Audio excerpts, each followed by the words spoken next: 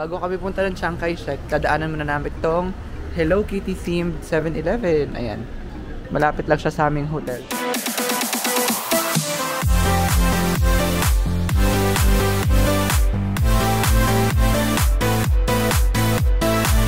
Another time check, it's currently 1:31 PM and nasa airport pa rin kami kasi nga maulan and kakakain lang namin dito sa food court. Ayan. So doon pa tinry ko ipatikim sa kanila yung kinain ko last time and nasarapan naman sila. And that's worth $170. So ngayon dito na kami sa pababa sa basement 1. Papunta ng MRT station nila kasi pupunta na kami ng Ximending. And para makapag-check-in, sakto mga 3 PM naman yung check-in namin sa hotel. And ito yung daan, papuntang hotel. Ay, papunta hotel, pa MRT. Ayan. Isa dito na kami sa Taoyuan MRT station. And it's currently 1:38 PM. So nag-load na ako ng aking MRT card. Ito, dito siya. And may na rin kayong bumili ng card dyan. And meron naman dito, ayan, yung mga may easy fly. Ayan, so pupunta na kami doon. Papasok na kami, papuntang Ximending. Or hindi, Taipei Main Station pala. Tapos sa lakad kami, lilipat kami ng Ximen Line. So, ayan. Via high speed rail Taoyuan Station. Ayan, 150 pa rin ata yung pamasahe. Tingnan natin kung magkano.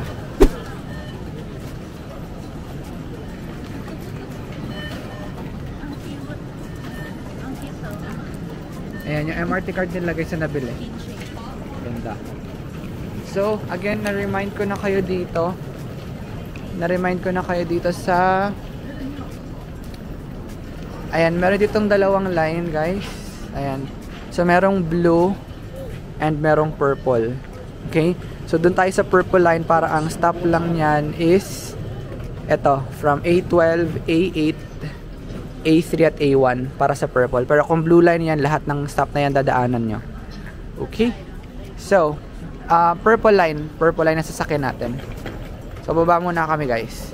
Kasi dito kami sa platform area. So, again, tandaan nyo, may dalawang color yung line dito. Ayan, itong dumating sa kabila. This is commuter or yung blue line. Ayan yung maraming stops na pinakita ko kanina. Pero, kung ang sasakyan nyo is purple, ayan lang yung mga stops nila. Na-explain ko yan sa previous Taiwan vlog natin. Yung A1, A3, A8, A12. And ayan na yung purple. Ayan. So, yan yung sasakyan natin papunta ng Taipei Main Station. So, time check. It's currently 2:23. Andito na kami sa Taipei Main Station. Ayan. Ayan yung dalawa. And papunta naman kami ng Taipei Metro.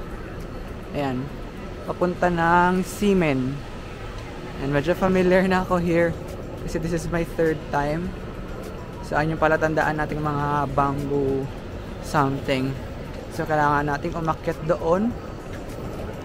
And para sa Taipei Rail Station going to Ximen. Hanapin natin yung Baymen. Alam ko yung color blue yun. But i-double check ko na lang din sa Google Maps. Hi guys, so another time check. So it's 3:19. Actually 3 PM kami nakarating dito sa hotel and we are finally checked in. So magre-rest muna kami. Mga 30 minutes to an hour bago kami bumaba. Kasi sobrang nakakapagod ang araw na ito. From 3 AM to 3 PM. 12 hours rin pala yung inano namin. Ayan si Carla. Si Doda nasa CR. Sa tawag ng tanghalan. So magro-room tour na lang ako siguro mamayang gabi. Kasi by tomorrow busy na kami hanggang Sunday. So pilitin ko mag-room tour. Ito yung hotel. Same building nung nakuha naming hotel nung 2019 visit ko here sa Taiwan. So ayan, pahinga muna kami guys. Update ko kayo sa kami pupunta mamaya. And ayun lang. Sorry, hindi na nagpa-function yung utak ko. Sobrang pagod. And wala pang tulog from my shift last night. Pahinga naman ako sa dalawa na may oras sila matulog. Pero hindi sila nakatulog.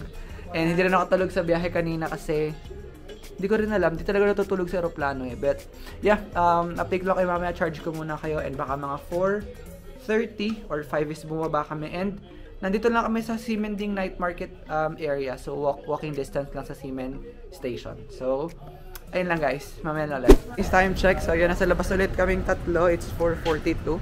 So, andun lang yung hotel namin. And, bago kami punta ng Chiang Kai-shek, dadaanan muna namin itong Hello Kitty themed 7-Eleven. Ayan. Malapit lang siya sa aming hotel. So, technically, andun lang yung hotel namin. Andyan. Ito yung hotel namin dyan sa area na yan. And then, nandito lang yung Hello Kitty themed 7-Eleven. Yan. So, papasokin natin kung anong meron. May mga gachapon here. Kasi papakita daw ni Carla sa kanyang pamangkin. Ayan.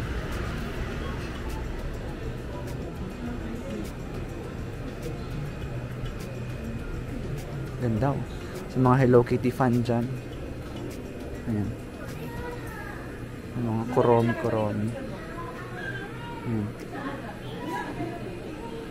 May melody. Tapos, ito yung loob ng 7-Eleven.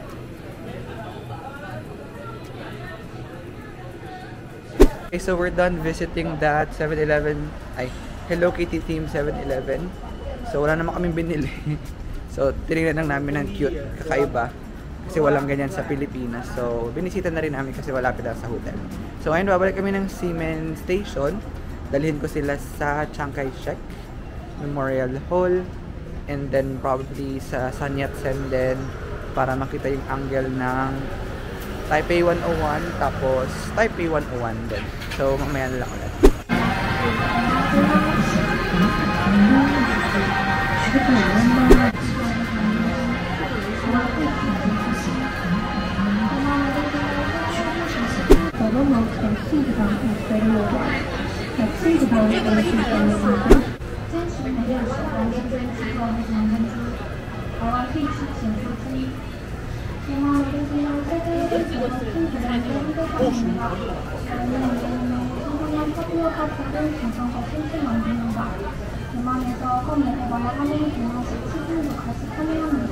Guys, nahila sila ng Shin Futang. Ayan. It's 5.19. Dapat Chiang Kai-shek kami pero okay lang. So, ayan. Nagbili sila. Hindi ako nagbili kasi mga diet. So, how was it? How was your legit boba milk tea? Wanna try? Masarap. Ayan. Shin Futang. Donna, kamusta? Kamusta ang best boba? Ay, first boba, ha? Ng boba. Kasi ando no, everyday ginagawa daw fresh. Ayan, kitang-kita kung ano na ginagawa yung tapioca. Ayan. Ayan, nandito siya sa Ximending. Ayan, ang daming pumipila.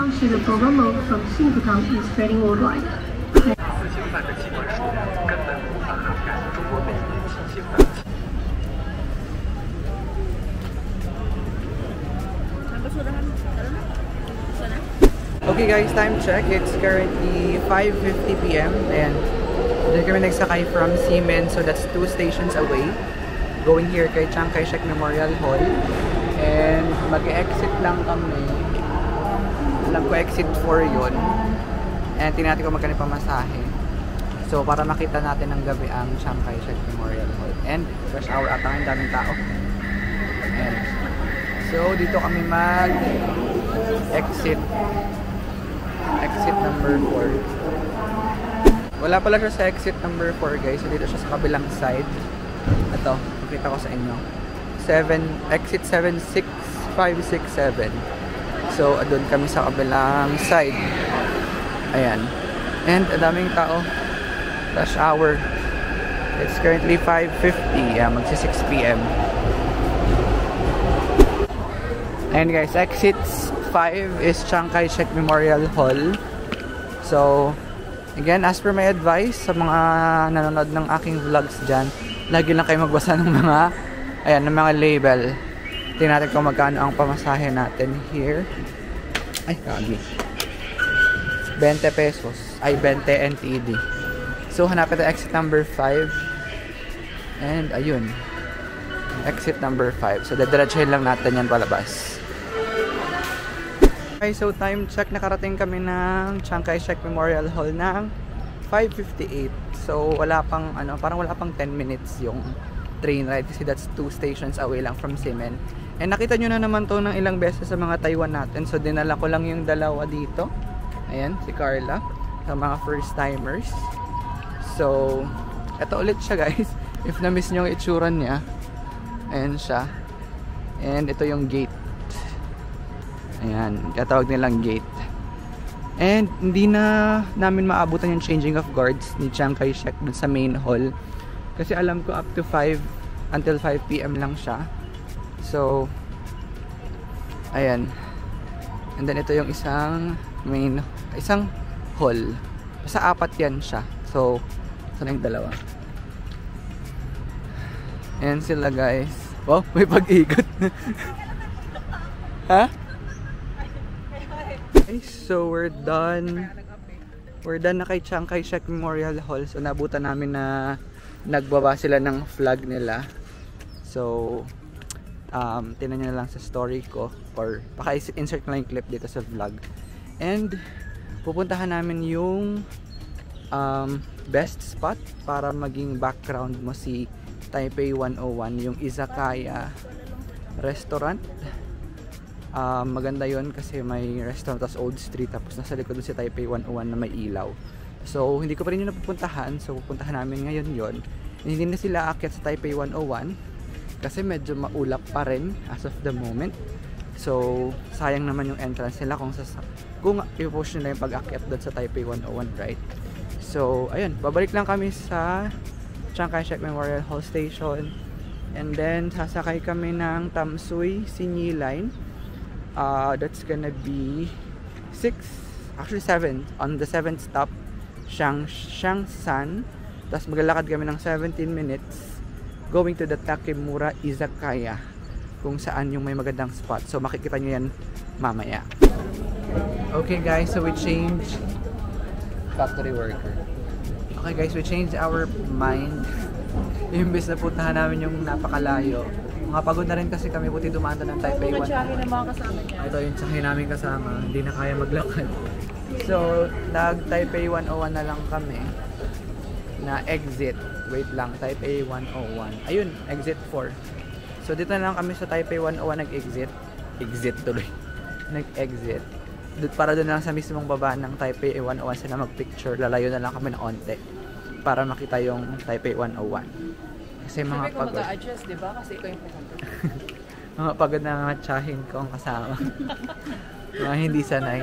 Mga mahina ang laban sa mga kasama ko before. Hindi, so, kaya ko. Yung hindi. isa lang dyan. Oo, ito lang. Tapos puyat rin kasi kami guys. And maaga pa kami bukas. So ito na, exit 4. Ay, exit 3 yan eh. Nasaan exit 4? Basta dyan lang din yan. Tingnan natin kung exit 4. So tingnan natin kung magkano ating pamasahe. Sana sa 20 lang. Tingnan natin. Oh, sabi sa inyo, 20 lang. Ayun guys, we reached Taipei 101 and 6:45 na. Ayan. Itsura niya sa gabi guys. Ganda. Ano yun oh, sabi ko sa kanila eh, kasi maulap pa. Kita nyo, may ulap pa yung tuktok. Hindi nga namin kita yung tuktok eh, kasi may ulap na naka-cover sa kanya. So sayang yung entrance fee. Makikita mo ulap din. But yeah, this is the view of Taipei 101 sa gabi. Ayan siya. And pipicturean ko lang silang dalawa para makauwi na kami at makapagpahinga. It's currently 6:45. Hi guys, time check. It's currently 9:27 PM. So already na nakapag-update after ng Taipei 101. Sobrang naramdaman ko na rin yung pagod. And kumain lang kami sa Ximending ng aming dinner. And ayan, we're back in our hotel. Ayan si Donna, nakahiga na. And napulikat siya kanina. And si Carla is nasa CR nagre-ready na rin matulog. So, kailangan na namin matulog kasi tomorrow may call time kami ng 8:15 AM. Dito lang naman siya sa Ximending. Buti na lang dito sa malapit sa amin yung meet up ng aming group tour. And that's for Jufen, Shifen, and basta yung tatlo, Shifen Waterfall, ayun, yung may palantern ulit. So, tandaan nyo ba yung last Taiwan natin, nagpalipad tayo nun. So, gusto ko rin makabalik doon kasi nga naging part siya ng journey ko ng pagpasa ko ng civil service ko last year. So, kailangan kong magpa-thank you kung sino man yung nakabasa nung ano ko na sinulat ko dun sa lantern. So, ayun, kasama ko sila tomorrow. So, yeah, pasensya na kung wala akong masyadong na-i-vlog today kasi it's my first time then na ako yung naghihila ng mga maleta ko. Kasi normally si El yung nanghihila nun. Kaya nakakapag-vlog ako ng spontaneous. But for this trip, guys, since dalawang babae yung kasama ko lang, mapaghilahin ko sila ng malaking maleta. So, ako lang naghila nun. But I'm not complaining. I'm just also trying to, trying to be on my own. Kasi nga, ang target ko for this year is mag-solo travel. So, siguro yun na rin yung practice ko paano ko i-manage yung self ko. And ayun na siya. Ayun na si Madam. Ang aming, Madam na laging mareklamo. Okay. So, ayun lang guys. So, tutulog na kami. And it's currently 9:30. And isasama naman kayo tomorrow. Okay? Again, this is Martini guys. If you haven't subscribed to my channel, don't forget to hit the subscribe button and the notification bell para updated kayo sa aming next travel vlog here sa Taiwan. So, we only have tomorrow, Sunday, and uwi na kami ng Monday. Bye! Good night!